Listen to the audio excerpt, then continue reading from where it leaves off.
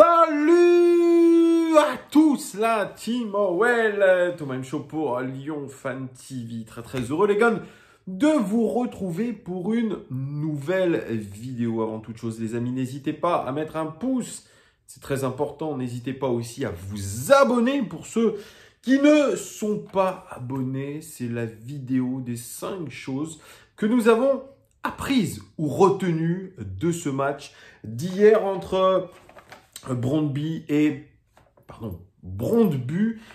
l'Olympique Lyonnais. L'Olympique Lyonnais qui était qualifié, les amis, avant ce match. Et c'était l'occasion pour Peter Bosz de lancer son équipe B ou son équipe C. On avait beaucoup de changements au départ, avec notamment un 4-4-2 sur le terrain, avec la titularisation de Malo Gusto, la titularisation de Lukeba, la titularisation de Henrique, de Thiago Mendes, de Keita, de Ryan Cherki notamment, et puis une doublette devant assez inédite entre Slimani et Dembélé. Peter Bosz l'avait dit avant ce match, il comptait absolument sur ses joueurs pour ne pas lâcher l'affaire, pour mettre toute la volonté du monde pour gagner tous les matchs.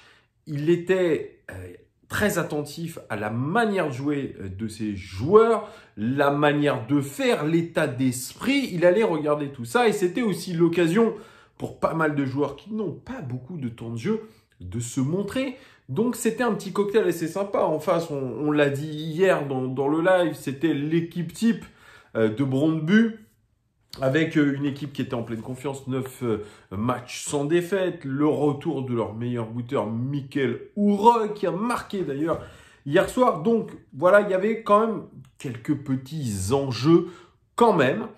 Et la première chose que nous avons apprise de ce match, c'est que l'OL a fait un carton plein quand même depuis le début de la compétition. Et surtout, ça confirme la très bonne santé du foot français en Coupe d'Europe. Évidemment, sauf l'Olympique de Marseille.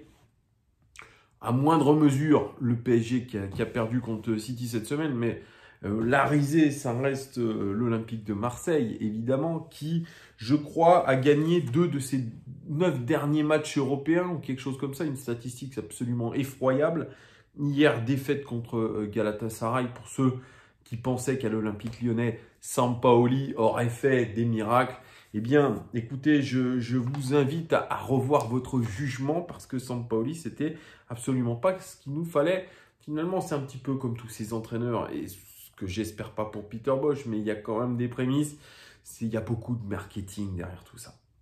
Bref, donc l'OL, oui, comme je vous disais, carton plein, 5 matchs, 5 victoires, 15 points. C'est quand même assez incroyable. Peter Bosz, malgré toutes les critiques, c'est le premier entraîneur de l'Olympique Lyonnais à gagner ses 5 matchs d'Europa League. C'est quand même pas une mince affaire. Alors bien sûr, beaucoup vont nous dire c'était pas le groupe de la mort non plus. On a affronté hier une équipe qui était plus, je dirais, si elle devait jouer en Ligue 1, bas de classement de Ligue 1 ou alors même carrément Ligue 2. Mais tout de même, il a fallu quand même je veux dire, faire preuve d'un état d'esprit assez irréprochable pour s'imposer 5 fois, avec aussi une équipe sévèrement remaniée. Donc, il y a quand même un certain panache quand même de nos joueurs à avoir gagné ces 5 matchs. Il y a une vraie dynamique. Celle qu'on n'a pas en championnat, on l'a plutôt en Europa League, parce que cette série de victoires en championnat que nous attendons pour remonter très haut, eh bien, nous l'avons en Coupe d'Europe. Nous l'avons en Coupe d'Europe. Et c'est pour ça que je pense qu'il ne faut pas minimiser la performance de l'Olympique Lyonnais. C'est quelque chose quand même de très bien. Après, évidemment, c'est sûr que les prochains matchs décisifs de l'Olympique Lyonnais, c'est-à-dire dès les phases éliminatoires, forcément, il y aura un peu plus de pression. Il ne faudra pas tout gâcher, mais nous ne sommes encore pas là. Je crois qu'il reste un dernier match, si je ne me trompe pas. C'est le match qui aura lieu début décembre contre les Glasgow Rangers. Donc, on espère faire 6 matchs, 6 victoires. Ce sera quelque chose d'excellent pour la meilleure attaque de l'Europa League. Quand même, meilleure attaque de l'Europa League, les amis. Je crois que ça fait quelque chose comme 15 buts marqués depuis le début de la compétition. Donc, il y a forcément une différence entre l'Olympique Lyonnais du championnat et l'Olympique Lyonnais de l'Europa League. Il n'y a pas forcément la même dynamique et on s'en rend compte, mais en tout cas, c'est très, très, très, très positif pour nous. Deuxième chose que nous avons apprise de ce match, c'est que Ryan Cherki a convaincu une majorité de supporters, mais n'a pas totalement convaincu Peter Bosz. Je pense que du côté des supporters, comme je vous l'ai dit, on s'accorde tous à dire que Ryan Cherki a fait une prestation de haute volée, mais surtout une deuxième période de haute volée avec 2 buts qui sont très beaux. Il faut quand même faire cette récupération haute et provoquer l'erreur du défenseur pour le marquer avec beaucoup de sang-froid. Et puis, son deuxième but, il est magnifique, cette talonnade sous le pied d'appui et l'information prise, la frappe cachée qui permet à Ryan Cherki de prendre quasiment à contre-pied le gardien. C'est absolument, je dirais pas phénoménal, n'entrons pas dans des superlatifs. En tout cas, c'est quelque chose de très très cool, très très chouette. Ryan Cherki, il y a beaucoup d'attentes autour de lui. C'est un joueur qui est extrêmement bien payé. C'est une pépite du centre de formation. Il y a beaucoup d'attentes de la part des supporters, de la part des entraîneurs qu'il a eu successivement, de la part des dirigeants lyonnais aussi. Il y a cette attente et cette éclosion un petit peu tardive. C'était les mots de Jean-Michel Aulas. Et Ryan Cherki n'a jamais eu l'occasion de briller plusieurs matchs de suite. Il a souvent été un petit peu branle-ballé à droite, à gauche, faux numéro 9, etc. sans vraiment trop de réussite. C'était le cas aussi contre le Sparta Prague à domicile. Là, cette fois-ci, il met son premier doublé de la saison. C'était même ses 2 premiers buts de la saison. Il était très heureux, ses coéquipiers aussi. Après, finalement, son deuxième but, on a vu un petit peu le mauvais côté de Ryan Cherki, à savoir le relâchement. Mais quand on a posé la question à Peter Bosz, eh bien, sa réponse a été très étonnante.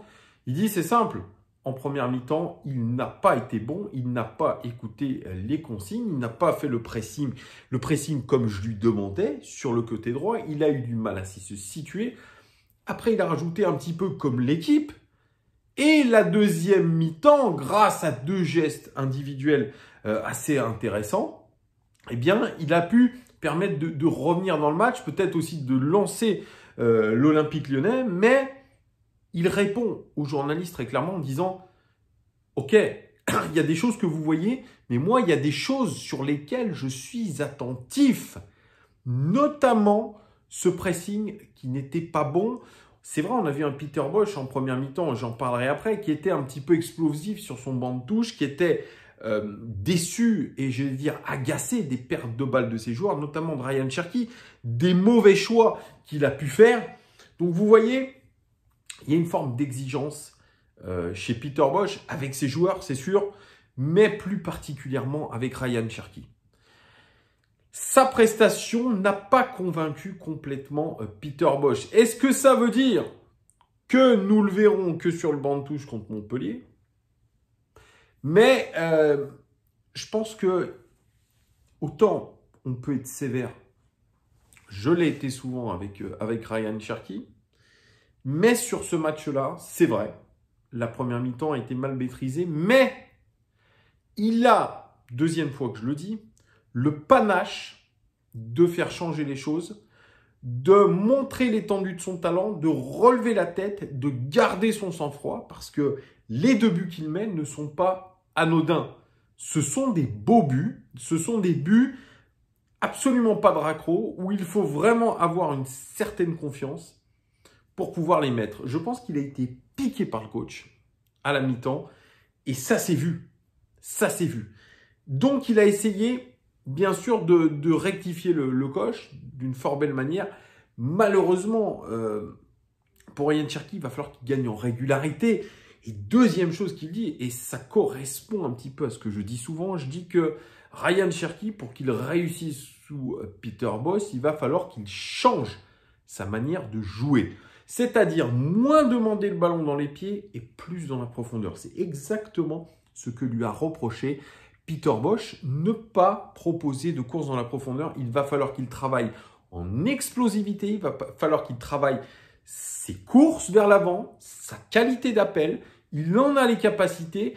Sa réussite à Lyon sous Peter Bosz, et je vais même dire d'une manière générale, passera par ce changement de jeu, très clairement. Mais en tout cas, je dirais que c'est encourageant, mais il a besoin d'enchaîner. Est-ce que Peter Bosz va lui permettre d'enchaîner en le titularisant contre Montpellier? Nous verrons bien dimanche. Troisième chose que nous avons apprise de ce match, c'est que nous avons toujours une difficulté lors des premières mi-temps, lors des entames de match. C'est quelque chose qui est redondant, notamment en Europa League, en championnat aussi. Nous avons du mal à débuter les matchs. Pour l'instant, je pense que nous n'arrivons pas à comprendre le problème. Peter Bosz parlait peut-être d'inhibition, c'est-à-dire peut-être l'ambiance. Il y avait une belle ambiance hier à Brøndby. Le fait peut-être que les joueurs n'ont pas l'habitude de jouer ensemble, qu'ils manquent de rythme. Mais c'est quand même un sacré classique du côté de l'Olympique Lyonnais. Ces débuts de match extrêmement compliqués. Et on n'arrive pas à savoir d'où cela peut venir. Mais ça risque de devenir un petit peu problématique, mes amis, puisque un match, c'est 90 minutes. Et je dirais que c'est pas forcément propre à l'équipe de Peter Bosz, puisque déjà par le passé, sous Garcia, sous Silvinho, même un petit peu sous Genesio, on remarquait, on pointait du doigt le fait que les équipes de l'Olympique Lyonnais, les différentes équipes de l'Olympique Lyonnais, jouaient une mi-temps sur deux. Là, cette saison, c'est vraiment typiquement les entames de match qui sont compliquées, beaucoup de ballons à l'adversaire, la difficulté à maintenir un bloc compact, on l'a vu sur les 4 premières minutes du match contre Marseille. Vous pouvez aller le voir d'ailleurs, cette super vidéo de vue du banc, où on voit qu'on a des lignes qui sont extrêmement loin les unes des autres. On n'a pas un bloc équipe, on a des positions, les joueurs qui sont un petit peu, je dirais, imprécises. Et puis, vraiment, des erreurs bêtes, des décalages à faire qui sont faits dans le mauvais tempo, des passes faciles qui sont mises en touche, qui sont données à un adversaire. On n'arrive pas à régler tout ça. Peter Bosz n'a pas trouvé cette solution, la solution au problème de pourquoi nous n'arrivons pas à être intéressants dans les entames de match. Moi, je me rappelle quand même de certaines entames de match dans des gros matchs sous Genesio et sous Garcia où on arrivait à mettre un pressing d'enfer, que l'équipe adverse n'arrive pas à ressortir le ballon, de les étouffer. Moi, je n'ai absolument pas vu ça hier. Et je vais même être encore un petit peu plus sévère, et je l'ai dit hier, je ne voyais absolument pas le projet de jeu hier. Sur la première mi-temps, je n'ai pas vu le projet de jeu. Et quand on voit sur le banc de touche un Peter Bosz qui est normalement assez calme, assez stoïque, être énervé, et de ce qu'on m'a dit aussi, Jean-Michel Aulas était extrêmement énervé par rapport à ce qu'il a vu sur la première mi-temps, on est en droit de se poser des questions.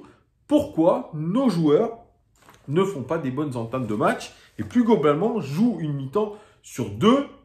Ça serait une véritable question à poser à Peter Bosz. Est-ce qu'ils ont analysé les choses? Pourquoi on n'arrive pas à être intéressant lors des débuts de match et plus particulièrement sur une mi-temps complète? Voilà, vous pouvez me dire d'ailleurs en commentaire ce que vous en pensez. Pourquoi nous n'arrivons pas à entamer les matchs d'une manière correcte? Quatrième chose que nous avons apprise de ce match, c'est que Lukeba Castello, Lukeba dit Castello Junior ou Lukeba Junior, je ne sais plus ce qu'il avait sur son maillot. Il est de nouveau, je trouve, une alternative dans la hiérarchie des défenseurs. Je vais m'expliquer. Diomandé étant blessé pour, je pense, 3 semaines, 1 mois, dû à une grosse blessure à la cheville, on a rappelé le jeune Lukeba qui, lui, avait été un petit peu mis aux oubliettes par Peter Bosz. Il avait été remis en National 2, notamment après avoir fait quand même une préparation qui était loin d'être dégueulasse, qui était une belle préparation. On a vu des belles aptitudes pour le jeune de 19 ans et ça s'est révélé encore vrai sur ce match-là. On n'a pas été souvent en difficulté, on ne va pas se mentir, contre Brøndby, mais il a fait preuve de calme, il a fait preuve de détermination et par moment, j'aurais aimé un petit peu plus, mais par moment, il a pris des initiatives à la relance, un petit peu plus que son compère du soir qui était Damien Da Silva. Mais il est intéressant, Lukeba, sur son jeu de tête, sur sa qualité d'anticipation, sur son calme et sur sa qualité de relance. C'est un garçon qui, je pense que si on le polit bien comme il faut, qu'on arrive à le faire progresser dans les bonnes dispositions, peut peut-être avoir la même trajectoire que Sam Umtiti. Enfin, peut-être pas la trajectoire descendante qu'il a aujourd'hui, mais vous m'avez compris. C'est-à-dire un joueur qui devienne très fort et qui arrive un petit peu à bousculer la hiérarchie. Parce que, évidemment, on ne va pas se mentir, je pense qu'aujourd'hui, il a largement les qualités et la capacité à pouvoir être troisième défenseur dans la hiérarchie, même devant Damien Da Silva. Mais vous savez, l'expérience d'un Damien Da Silva va peut-être toujours faire la différence par rapport à la jeunesse de Lukeba. Mais en tout cas, moi, je l'ai trouvé plutôt intéressant. Et on verra un petit peu comment l'utilise Peter Bosz dans les prochains matchs. Voir si vraiment il va l'intégrer dans cette rotation. Si on va le voir rentrer en cours de match pour suppléer un de nos deux titulaires, que ce soit Denayer ou Boateng, nous verrons bien. Mais dites-moi aussi ce que vous pensez de Castello Lukeba. Cinquième chose que nous avons apprise de ce match d'hier, de cette belle victoire. Comment ne pas en parler? C'est la première titularisation et la première apparition lors d'un match professionnel de Hugo Vogel. Il a été quand même récompensé par Peter Bosz après seulement, je crois, 2 ou 3 entraînements avec le groupe professionnel. Et il profite de l'absence de certains joueurs, notamment Léo Dubois, peut-être Boateng aussi, pour intégrer pour la première fois un groupe professionnel et faire ses débuts en pro. Ce n'est pas rien, parce que hier, nous finissons le match quand même avec 6 joueurs de l'académie sur la pousse, dont Hugo Vogel, génération 2004, défenseur droit. Il est rentré en tant que défenseur droit dans cette équipe. Il a joué quelque chose comme 5-10 minutes. Il n'a pas fait évidemment d'exploit. Il a été sérieux dans ses transmissions de balles. Pas vraiment de stress, j'ai ressenti pour lui, mais en tout cas une immense fierté. Parce que c'est un joueur qui a joué un petit peu en National 2 cette saison. Il intègre un petit peu la National 2. Et puis, il a été rapidement quand même surclassé. International U18. Il a marqué un but avec les U19 de l'Olympique Lyonnais cette saison. Mais en tout cas, quelle fierté d'avoir ce joueur-là, qui est de la même génération, je crois, que Mohamed El Arouche, qu'on n'a pas eu l'occasion de voir dans un groupe pro. Il y a eu les débuts de Lukeba, il y a eu les débuts de aussi Bradley Barcola, qu'on n'a plus vu déjà depuis le match contre Prague. Et puis là, vous avez les débuts de Hugo Vogel, et je trouve que c'est forcément un très beau clin d'œil. Et c'est un beau cadeau que lui a fait Peter Bosz, parce que être dans un groupe, surtout pour un match de Coupe d'Europe, et faire ses premiers pas dans un match pro, dans un match de Coupe d'Europe, ce n'est pas rien. Et surtout à l'Olympique Lyonnais, dont on connaît les destins de nombre de nos joueurs qui ont débuté par un match de Coupe d'Europe. Je pense notamment à Houssem Aouar, donc un grand bravo à lui. On espère réellement qu'on le verra un petit peu plus. Et s'il le mérite, je pense que Peter Bosz le récompensera. En tout cas, c'est très très chouette. Les gones, merci à vous d'avoir été hyper nombreux hier sur le live. Merci à vous d'être de plus en plus fidèles. Merci à vous qui m'arrêtez dans la rue, qui êtes si sympathiques. Je vous dis à très très vite. Je vous fais des gros bisous. Cœur sur vous. N'hésitez pas à commander. Ciao!